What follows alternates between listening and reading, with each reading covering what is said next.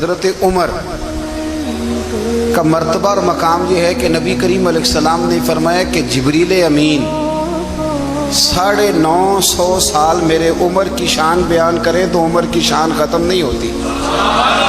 950 سال اگر حضرت جبریل بھی بیان کریں تو یہ مقام ہے سیدنا فاروق اعظم کا۔ نبی کریم صلی اللہ تعالیٰ علیہ وسلم نے فرمایا کہ میں نے خواب دیکھا ہے، کچھ لوگوں کو میں نے قمیضیں پہنے ہوئے دیکھا، کچھ کی قمیضیں ناف تک تھیں، کچھ کی پیٹ تک تھیں اور کچھ کی گھٹنوں تک تھیں۔ عمر میں نے تمہیں بھی دیکھا ہے، تمہاری قمیض تو پیروں سے ٹکرا رہی تھی۔ تو حضرت عمر کہنے لگے حضور خواب کوئی دیکھتا ہے، تعبیر کوئی بتاتا ہے، پر یہاں کمال یہ ہے کہ خواب بھی آپ نے بتایا ہے، تعبیر بھی آپ ہی بتائیں گے۔ حضور پھر بتا دیں اس خواب کی تعبیر کیا ہے؟ تو حضور نے فرمایا تعبیر یہ ہے کہ کسی کا دین ناف تک، کسی کا گھٹنوں تک، کسی کا پیٹ تک، اور عمر تو سارا ہی دین میں لپٹا ہوا ہے، تو سارا ہی دیندار ہے، سارا ہی۔ حضرت عمر فاروق رضی اللہ تعالیٰ عنہ آئیڈیل ہیں، ایک ہیرو ہیں۔ حضرت عمر فاروق کی زندگی میں جو چیز آپ کو بہت زیادہ ملے گی نا وہ یہ ہے کہ آپ نے جتنا کڑا احتساب محاسبہ باہر والوں کا کیا ہے نا، اس سے زیادہ بڑھ کے اپنا اور اپنے گھر والوں کا کیا ہے۔ تو حضرت عمر کے بیٹا گزر رہا تھا تو حضرت ابو موسیٰ اشعری کہتے ہیں میں نے صفائی کی تو 1 دینار نکلا، تو میں نے وہ 1 دینار نا حضرت عمر کے بیٹے کو دے دیا۔ میں نے کہا لو بیٹا اپنے چچا کی طرف سے تحفہ۔ تو گھر جا کے انہوں نے حضرت عمر کو بتایا کہ چچا نے پیسے دیے ہیں، چھوٹے بچے تھے۔ حضرت عمر نے حضرت ابو موسیٰ اشعری کو بلا لیا اور بلا کے فرمانے لگے میں تو تمہیں اپنا دوست جانتا تھا اور تم نے میری اولاد کو ہی دنیا دار بنانا شروع کر دیا، میرے بچوں کو ہی تم نے دنیا دار پیسوں پہ لگانا شروع کر دیا، میں تو تمہیں یار سمجھتا تھا۔ فرمایا تمہیں چاہیے تھا میرے بیٹے کو نصیحت کرتے کہ بیٹا پیسوں سے رب راضی نہیں ہوتا، اس کی رضا والے کام کیے جائیں تو رب راضی ہوتا ہے۔ اور فرمایا تمہیں کوئی اور گھر نہیں ملا تھا تباہ کرنے کے لیے، میرا ہی گھر ملا تھا، اٹھاؤ اپنا دینار اور خبردار آج کے بعد میرے بچوں کے ساتھ یہ والی نیکی نہ کرنا۔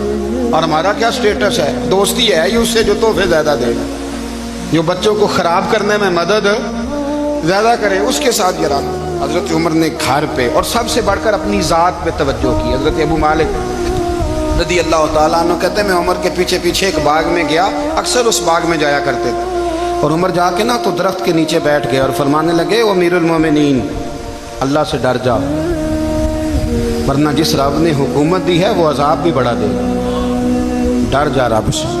کبھی ساری زندگی حضرت عمر نے اپنا کوئی تعارف نہیں کرایا، کبھی نہیں۔ ایک بندے نے آپ کے سامنے تعریف کر دی آپ کی تو فرمانے لگے تو خود بھی ہلاک ہوا اور مجھے بھی ہلاک کر دیے، کیا ضرورت پڑی ہے میری تعریفیں کرنے کی؟ اتنی دیر میری تعریف میں لگائی، اللہ کا ذکر کرتا رب تجھے ثواب دیتا، حضور پہ درود پڑھتا تو رب تیرے اوپر رحمتیں نازل کرتا، کس چکر میں؟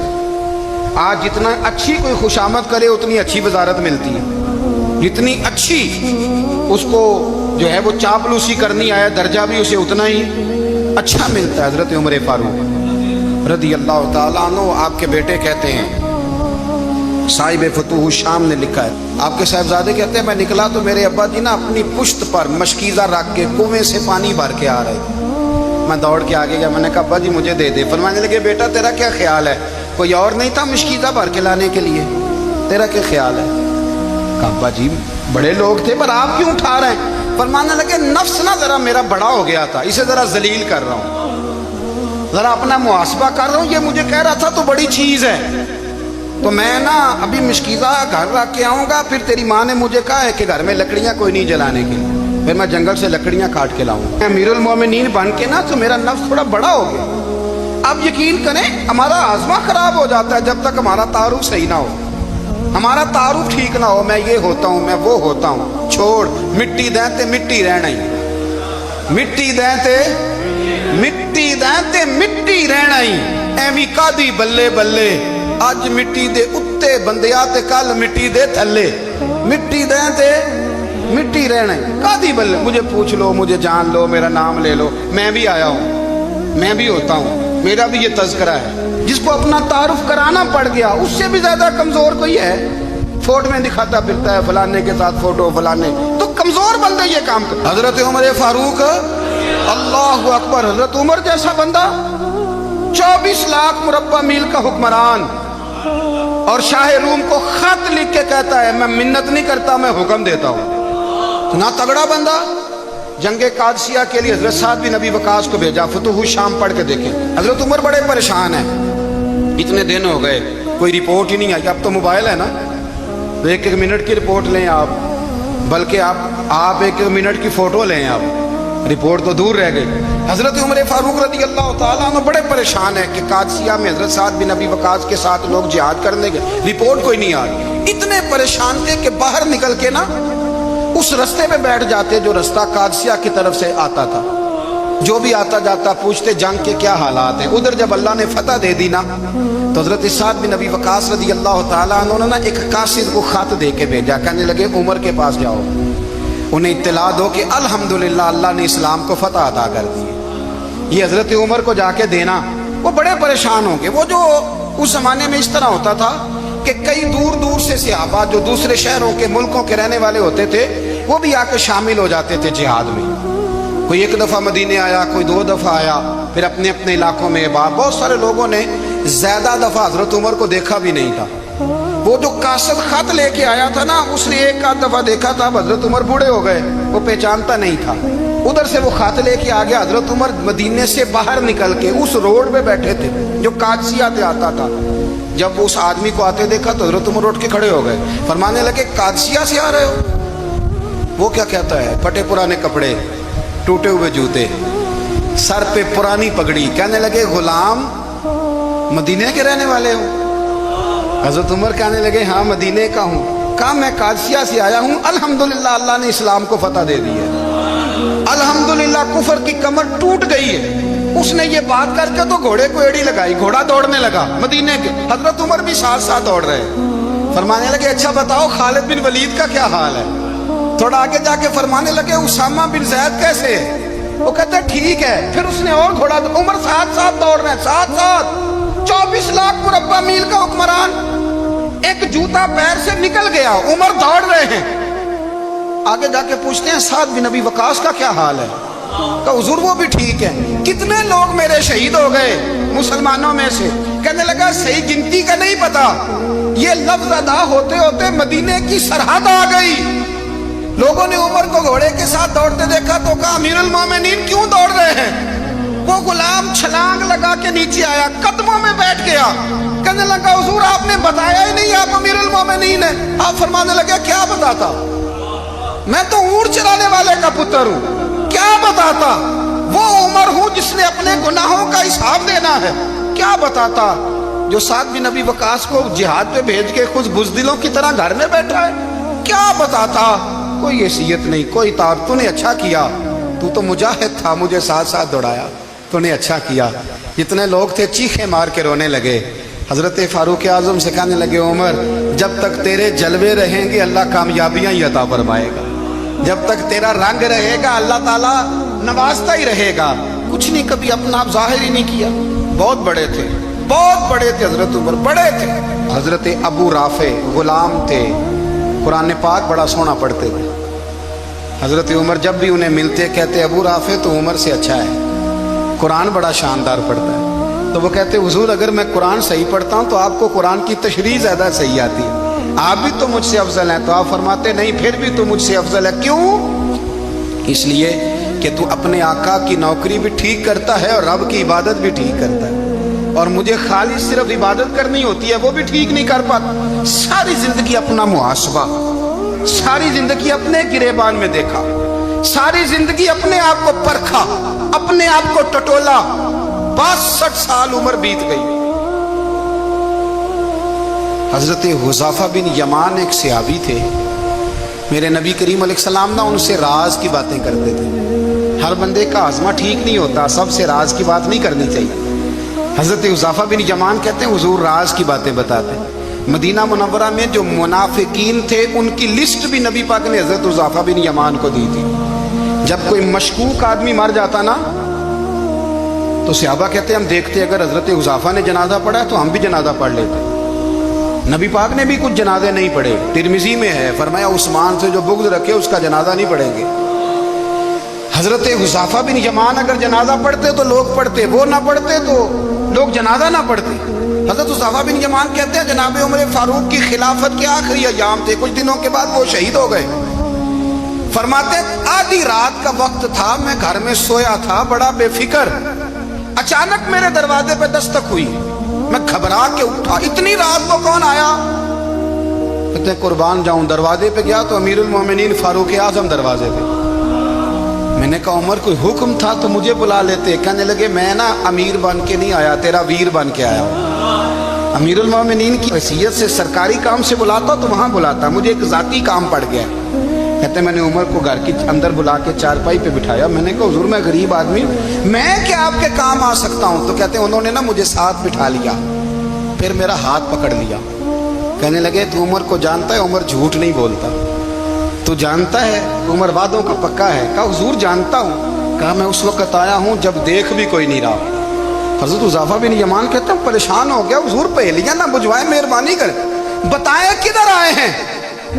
حضرت عمر فاروق فرمانے لگے 62 سال کا ہو گیا ہوں، 63 میں چل رہا ہے، داڑھی سفید ہو گئی ہے، پھل پک گیا، اٹھ فریدہ ستیا، داڑھی آ گئی پور، اگا نیڑے آ گئی، پیچھا رہ گئی دور، اب نا اب قبر اشر کا معاملہ صاف نظر آنے لگا ہے۔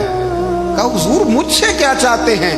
حضرت عمر رو پڑے، کہنے لگے آج میں عشاء کے بعد نکلا ہوں تو نبی پاک کے صحابہ مجھے نیک کہہ رہے تھے، پھر میں نے بچوں کی ماں سے اور بچوں سے بھی پوچھا ہے، وہ بھی مجھ سے راضی ہیں، پر حذیفہ تیرے ساتھ نبی پاک راز کی باتیں کرتے تھے، سچ بتا کہیں عمر کا نام منافقوں میں شامل تو نہیں؟ سچ بتا ان منافقین میں تو شامل نہیں، کہیں اوپر سے تو نہیں سارا کچھ؟ حضرت حذیفہ بن یمان کہتے ہیں میں باپ کے مرنے پہ اتنا نہیں رویا جتنا عمر کے سوال پہ رویا۔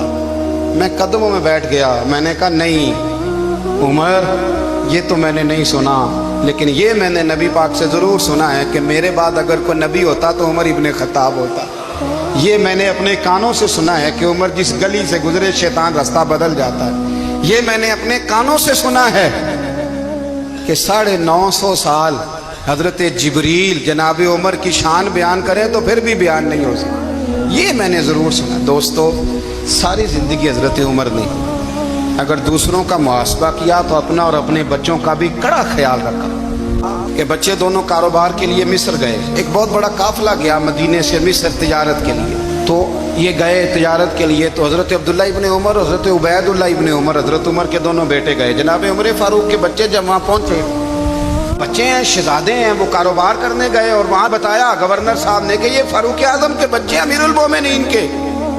لوگوں نے ان سے زیادہ مال خریدا، تجارت میں زیادہ نفع ہوا، ظاہر ہے کہ وہ آپ کے جو اللہ خیر کرے حکمران ہیں ان کے کاروبار کتنے ملکوں میں ہیں، کس بنیاد پر ہیں؟ صرف اس بنیاد پر کہ وہ حکمران رہے، ان کے لیے آسان تھا بڑے لوگوں سے تعلقات بنانا۔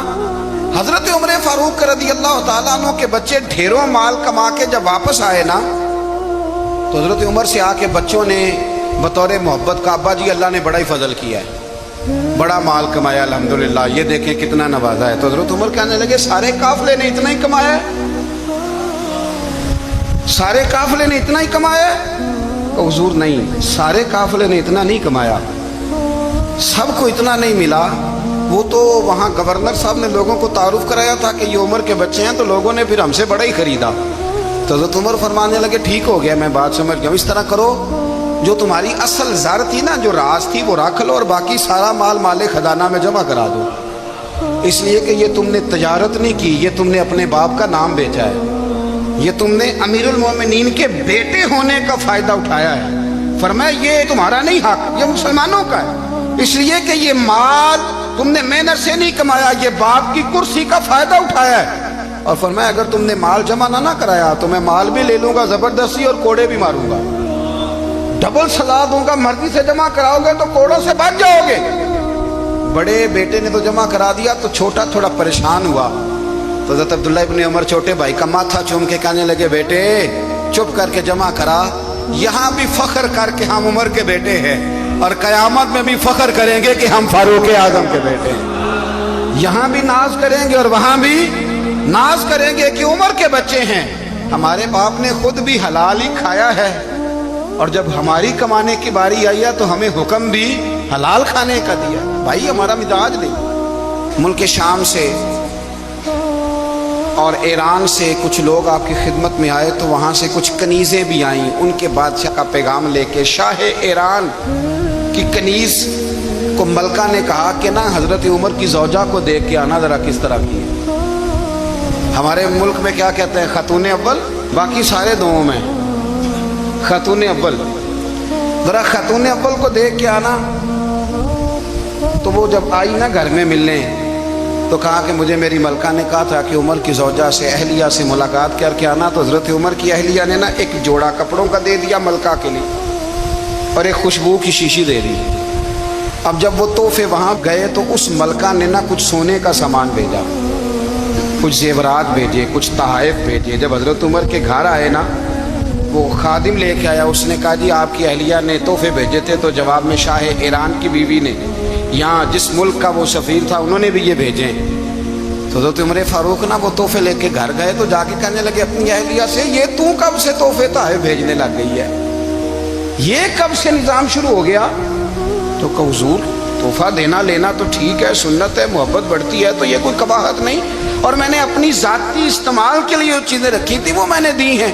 تو حضرت عمر فاروق رضی اللہ تعالیٰ عنہ فرمانے لگے ہم نے کسی ملک کے ساتھ اور اس کے بادشاہ کے ساتھ ذاتی تعلق نہیں بنانا، تعلق جو بھی بنے گا رسول اللہ کے دین کی برکت سے بنے گا۔ ذاتی رشتے نہیں ہم نے قائم کرنے، ذاتی۔ آپ کے ملک کی جو ایئر لائن جس کا ہر سال خسارے کا ڈنڈورا پیٹا جاتا ہے نا، وہ ہمارے بادشاہ صاحب اور صدر صاحب اگر غیر ملکیوں کو گھوڑا کبھی بھیجنا ہو نا، گھوڑا، تو پورا ایک جہاز گھوڑا لے کے تحفے میں جاتا ہے، پورا جہاز غریب قوم کا یہ سرمایہ، اور قوم بڑی بادشاہ ہے، لائنوں میں لگ کے ووٹ دیتی ہے۔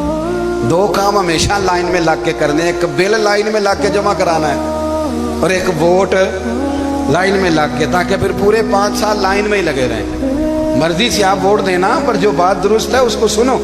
حضرت عمر فاروق رضی اللہ تعالیٰ عنہ نے اپنی اہلیہ سے پوچھا کتنے کا تھا وہ تیرا جوڑا اور خوشبو کی شیشی؟ انہوں نے کہا 3 دینار کی۔